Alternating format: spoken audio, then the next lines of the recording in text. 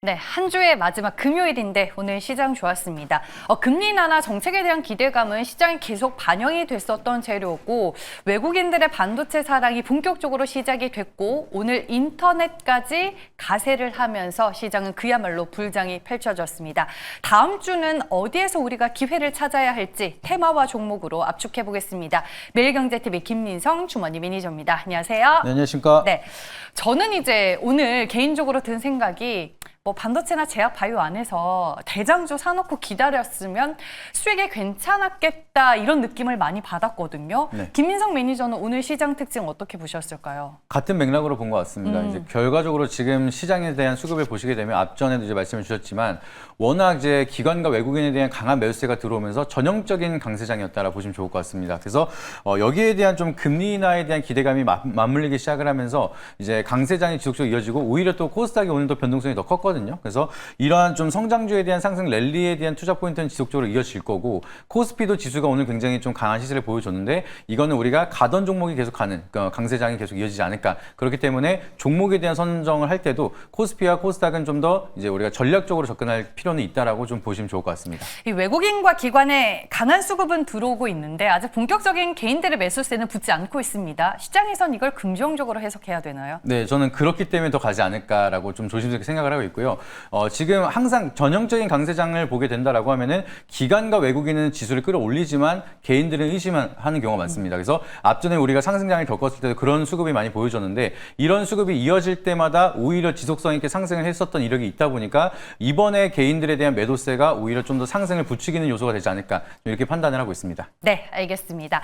제가 섹터 내 대장주 포트에 있었으면 괜찮은 한 주가 됐을 것 같다라고 말씀을 드렸는데 우리에게는 또 SK하이닉스와 알테오젠 이 두 대장 종목이 있습니다. 리뷰가 필요할 것 같아요, 매니저님. 네, 아직 SK하이닉스 목표가를 좀 여유 있게 말씀을 드리긴 했는데 그럼에도 제가 신고가를 터치를 하면서 굉장히 좋은 흐름을 보여주고 있습니다. 그래서 이때 당시에도 골드만삭스에 대한 리포트를 전면적으로 부정한다 말씀을 드리면서 지금이 기회다라는 말씀을 드렸는데 그리고 나서 신고가까지 달성을 하고 있는 모습이 나타나고 있습니다. 그래서 여전히 목표가 35만 원 이상까지도 저는 바라볼 수 있다라 판단이 되고 있기 때문에 홀딩에 대한 의견 말씀드리도록 하겠고요. 알테오젠도 마찬가지로 그때 당시 같은 맥락으로 UBS에 대한 리포트를 전형적으로 부정한다라고 말씀을 드리고 추천드리고 나서 계속 올라가는 모습이 만들어지고 있습니다. 근데 여전히 알테오젠은 9월 23일 날 이벤트가 하나 있습니다. 키트루다 SC에 대한 상용화 결과가 나오기 때문에 그때까지는 그래도 기대감이 이어진다라고 하면은 50만 원 이상까지는 추가적으로 이어지지 않을까 이렇게 말씀드리도록 하겠고요.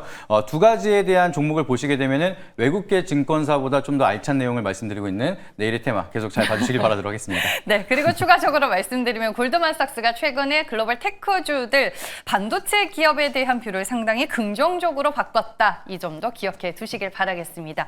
그럼 이제 본론으로 들어가 보겠습니다. 준비해 오신 키워드 뭘까요? 네, 오늘의 키워드는 디지털 패권이라고 한번 말씀드려보도록 하겠습니다. 어떤 의미인가요?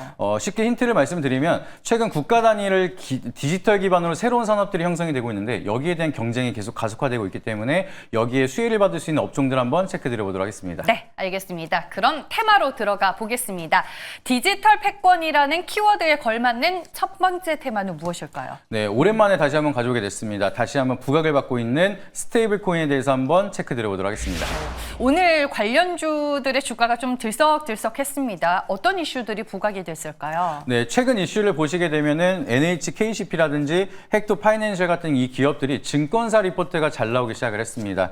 그래서 스테이블 코인에 대한 관련된 사업이 긍정적이다라는 리포트가 만들어지기 시작을 하면서 점차 다시 한번 스테이블 코인에 대한 기대감 만들어지고 있다라 보시면 좋을 것 같고요. 그리고 이제 이벤트가 하나 있는데 금융위원회에서 스테이블 코인의 취급 원칙을 담은 2단계 법안을 준비하겠다는 소식을 밝히면서 이게 10월에 통과를 목표로 준비를 하고 있다라고 합니다. 그렇게 된다라고 하면은 10월 기점으로는 이제 본격적인 스테이블 코인에 대한 툴이 만들어지다 보니까 여기에 대한 기대감 다시 한 번 더 시장이 부각이 될 수가 있다는 점 참고하시면서 스테이블 코인에 대한 관련주들 한번 체크해 보시면 좋을 것 같습니다. 네, 알겠습니다. 스테이블 코인 테마를 볼 때 그러면 장점으로 우리는 뭘 체크해야 될까요? 네, 지금 시장에 대한 모멘텀을 보게 되면은 우리가 직구 사업이 굉장히 좀 빠르게 확산이 되고 있었는데 오히려 K컬처가 빠르게 확산이 되기 시작을 하면서 역직구가 좀 활용도가 높아지고 있습니다. 근데 기업들이 준비를 하고 얘기하고 있는 게 이 스테이블 코인이 원화 기반으로 형성이 된다라고 하면은 이 활용도를 역직구에다가 훨씬 더 빠르게 활용을 하겠다 이런 준비를 하고 있습니다. 그래서 스테이블 코인이 형성이 된다라고 하면은 단순 국내에서에 대한 활용도가 아니라 글로벌적인 활용도까지 이미 준비를 하고 있기 때문에 생성되는 파이가 생각보다 빠르게 확산이 될 수가 있다는 게 스테이블 코인에 대한 가장 커다란 장점이라고 보시면 좋을 것 같고요. 그리고 이제 가장 중요한 거는 기술 경쟁에 대한 초입 구간입니다. 그래서 패권 경쟁으로 이미 테더 코인이 자리를 잡고 있지만 다른 글로벌 국가는 아직까지는 패권을 잡고 있지 않기 때문에 여기에 대한 경쟁이 이어진다라고 하면 충분히 한국도 골든타임은 남아있다. 그렇기 때문에 여기에 대한 기대감이 형성이 된다라고 하면은 추가적인 상승에 대한 룸은 크게 남아있다는 게 가장 커다란 장점이라고 보시면 좋을 것 같습니다. 네, 우리가 어떤 기대감을 가지고 이 테마를 봐야 되는지 장점으로 설명을 해주셨고요. 반면에 체크해야 할 단점은 무엇이 있을까요? 네, 10월에 2단계 법안이 나온다라고 하면은 이제 발행 주체가 어디가 될 것이냐 이게 결과가 어느 정도 잡힐 것 같은데 이제 금융권으로 갈 것이냐 비금융권으로 갈 것이냐 여기에 대한 주체가 아직까지는 미지수입니다. 그래서 이게 결론이 난다라고 하면은 핀테크 기업 쪽으로 간다라고 하면 은행권은 약간 세론이 나타날 수가 있고요. 은행권으로 간다라고 하면은 핀테크 기업이 약간은 세론이 나타날 수가 있습니다. 그래서 여기에 대한 주체가 미지수라는 게 아직까지는 단점이고 여기에 대한 리스크 관리는 지속적으로 잘 하셔야 된다. 아직까지는 트레이딩 관점으로 보셔야 된다. 이 부분을 좀 기억하시면 좋을 것 같고요. 항상 말씀을 드리지만 아직까지 스테이블 코인으로 잡히는 실적은 없습니다. 그래서 기대감이 올라갔다가 그만한 실적이 찍히지 않는다라고 하면은 조금 깊은 세론으로 이어질 수가 있다는 리스크는 항상 우리가 주의해야 한다는 점까지 참고해 보시면 좋을 것 같습니다. 네, 아직까지는 이제 단순한 테마로 형성이 되고 있다라고 체크를 해주셨습니다. 다음 두 번째 테마 확인해 볼게요. 네, 디지털 패권에 대해서 또 경쟁이 되고 있는 게 또 AI이기 때문에 이 AI 기반으로 움직일 수 있는 반도체에 대해서 한번 체크 드려보도록 하겠습니다. 네, 말씀해 주셨다시피 국가 간 경쟁이 정말 또 치열하게 벌어지고 있는 산업이 아닐까 싶습니다. 이쪽에서는 어떤 이슈를 볼까요? 네, 뭐 앞전에 말씀을 드렸던 내용이긴 한데 전 세계 최초로 또 SK 하이닉스가 HBM4에 대한 양산 준비가 끝났다라고 밝혔습니다. 그래서 이 소식이 맞물리기 시작을 하면서 오늘 강세를 보여주기도 했는데요. 여기에 대해서 우리가 HBM에 대한 경쟁 속에서는 계속 강세를 보여주고 있다는 게 중요한 키포인트가 된다라고 보시면 좋을 것 같습니다. 그리고 여기서 삼성이 조금 계속 소외를 받고 있다가 이 HBM에 대한 모멘텀은 없지만 고부가 디램 시장, 5세대 디램에 대한 수요가 급증하기 시작을 하면서 여기에 대한 수익이 확산이 되고 있다. 그래서 이제는 HBM4에 대한 경쟁만 남았다라고 얘기가 나왔습니다. 그만큼 한국 내에서에 대한 경쟁, HBM에 대한 디램의 시장은 한국이 최강자고 그중에서도 삼성과 SK하이닉스가 경쟁이 또 이어지다 보니까 여기에 계속해서 수혜를 받을 수 있는 연쇄적인 기업들에 대한 기대감이 커지고 있는 만큼 주목할 필요가 있다라고 보시면 좋을 것 같습니다. 네, 지금 뭐 HBM뿐만 아니라 레거시까지 그야말로 반도체 호황 국면이 기대가 되고 있는 시점인데 어떤 부분을 장점으로 또 볼 수 있을까요? 네, 일단은 가장 커다란 장점이라고 하면은 SK 하이닉스랑 삼성전자가 지속적인 경쟁이 이어진다라고 하면은 DDR이라든지 HBM에 대한 경쟁 확대가 이어지면서 결과적으로는 생산 시설에 대한 확대가 이어질 수밖에 없습니다. 그러면은 여기에 대한 모멘텀에 따라서 수주라는 밑에 있는 하부 밸류체인 기업들은 여기에 대한 수요 기대감, 수주가 늘어날 수밖에 없기 때문에 올라갈 수 있는 기업들이 상당히 많다는 게 반도체 산업에서 가장 커다란 장점이라고 보시면 좋을 것 같고요. 그리고 이제 미래 주력 산업으로 산업 사이클이 여전히 슈퍼 사이클로 이어지고 있다는 게 가장 커다란 장점이라고 보시면 좋을 것 같습니다. 그리고 이제 HBM 같은 고부가 가치에 대한 디램만 이제 올라갔다라고 하면 이제는 방금 이제 앵커님이 말씀 주셨던 것처럼 레거시에 대한 모멘텀도 새롭게 형성이 되고 있기 때문에 올라갈 수 있는 종목들이 굉장히 많다는 점, 이 부분도 장점으로 보시면 좋을 것 같습니다. 네, 알겠습니다. 근데 최근에 또 반도체 쪽을 보면은 가는 종목만 가고 있잖아요. 이 안에서 우리 개인 투자자분들이 체크해야 할 리스크 요인은 뭐가 있을까요? 맞습니다. 이제 하부 밸류체인 중에서도 최근 들어서 이제 반도체 산업이 기본적으로 승자 독식으로 갈 수밖에 없습니다. 그래서 경쟁 속에서 누가 여기에 대한 좀 제로섬 게임에 승리를 하느냐, 여기에 대해서 수주를 다 가져가는 경우가 많기 때문에 한미 반도체랑 이제 하나비전 이 둘이서 TC본들을 다 가져가는 것처럼 이제 장비 쪽에 대한 모멘텀도 누가 여기에 대한 수주를 많이 하느냐, 여기에 대한 모멘텀이 가장 중요합니다. 그래서 내가 선택한 기업이 거기에서 졌다라고 하면은 세론이 좀 깊게 이어질 수가 있다 보니까 종목에 대한 선정도 얼만큼에 대한 기술력이 잘 있느냐, 이 부분에 대한 기점을 잘 체크하는 게 가장 중요하다라고 보시면 좋을 것 같고요. 또 한 가지 또 우리가 단점을 보신다라고 하면은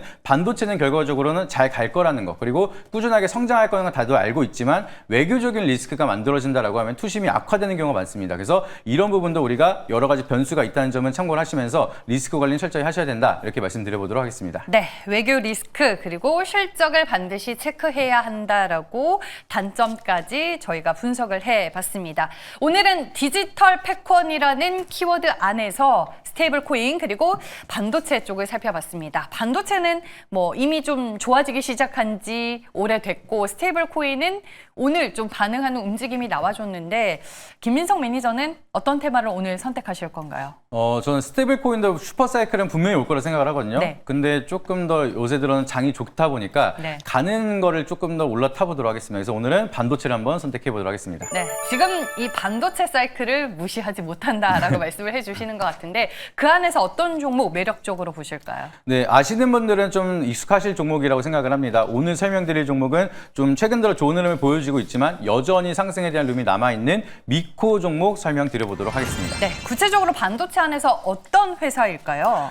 미코는 이제 반도체 장비에 대한 부품을 생산하는 기업이라고 보시면 되겠는데요. 가장 중요한 거는 우리는 이 세라믹이라는 키워드에 집중을 하시면 됩니다. 그냥 다른 쪽에 대한 모멘텀보다는 미코는 이 세라믹에 대한 모멘텀을 가장 크게 가지고 있기 때문에 앞으로도 굉장히 유망한 기업이다. 이거를 기억하시면 되는데 식각이랑 증착에 대한 이제 공정 속에서 들어가는 이 장비가 결과적으로는 철이라든지 플라스틱으로 할 수가 없고 세라믹으로 할 수밖에 없습니다. 그래서 앞으로 여기에 대한 전공정에 대한 수요가 늘어나면 늘어날수록 미코가 생산하는 이 세라믹 부품은 앞으로 늘어날 수밖에 없기 때문에 이 부분에 대한 모멘텀만 체크한다 하더라도 앞으로는 커다란 성장을 할 수밖에 없다. 아까 말씀드렸던 것처럼 수주를 독점적으로 가져갈 수 있는 그런 세라믹에 대한 모멘텀을 갖고 있는 기업이다. 이 부분을 기억하시면 좋을 것 같고요. 이제 HBM 같은 경우에도 미세 식각이 굉장히 중요하기 때문에 여기에 대한 기술력에 따라서 미코가 개발을 하고 있는 이 세라믹에 대한 장비가 필수적으로 필요할 수밖에 없습니다. 그러면 HBM4에도 들어가는 상황이고 DDR 시리즈에도 들어가고 있는 상황이기 때문에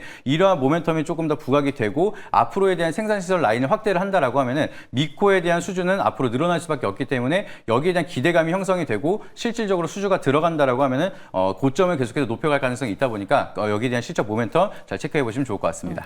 제가 알기로는 미코파워라는 자회사가 있어서 SOFC 관련주로도 이제 분류가 되는 걸로 알고 있거든요. 이 부분도 시장에서 좀 부각이 될 수 있을까요? 맞습니다. 이제 플러스 알파가 될 수가 있는데 SOFC도 마찬가지로 세라믹 기반입니다. 그래서 여기에 대한 모멘텀 제가 중요한 키워드라 말씀을 드린 게 결국에는 세라믹인데 이 세라믹을 기반으로 연료 전지를 만드는 게 SOFC인데 여기에 대한 모멘텀도 당연히 앞으로 필요할 수밖에 없고요. 이 세라믹은 앞으로 수요가 늘어날 수밖에 없다라 좀 판단이 되고 있습니다. 그래서 고된 환경에서 사용할 수 있는 물질이 세라믹밖에 없기 때문에 앞으로에 대한 수요, 이 세라믹에 대한 중요도가 높아진다라고 하면은 미코에 대한 플러스 알파가 될 수가 있기 때문에 그 부분까지 참고해 보시면 좋을 것 같습니다. 네, 가격 전략 바로 들어볼게요. 네, 이것도 마찬가지로 넥스 트레이드로 접근이 가능하다 보니까 현재가 편입으로 말씀드리도록 하겠고요. 지금 추세가 타긴 했지만 여기서 꺾이지 않고 장이 좋다라고 하면은 추세를 바로 이어서 올라갈 가능성이 높다라고 좀 판단이 되고 있습니다. 그래서 1차 목표가는 전고점 이상까지도 바라본다라고 생각을 해서 1차 목표가 2만 원 말씀드리도록 하겠고요. 손절가 라인은 추세 이탈하는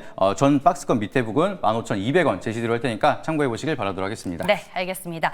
네이버 밴드로 만날 수 있는 방법 마지막으로 알려주시죠. 네, 네이버 밴드에 김민성 검색하시게 되면 제가 운영하고 있는 밴드가 나오게 됩니다. 주말간에도 다양한 이벤트들 지속적으로 체크드리고 있으니까 오셔가지고 인사이트 놓치지 마시고 다양한 정보 확인하시길 바라도록 하겠습니다. 네, 알겠습니다. 네이버 밴드로 김민석 매니저 여러분들 많이 찾아주시길 바라겠습니다. 대결 내일의 테마는 여기까지입니다. 오늘 말씀 고맙습니다.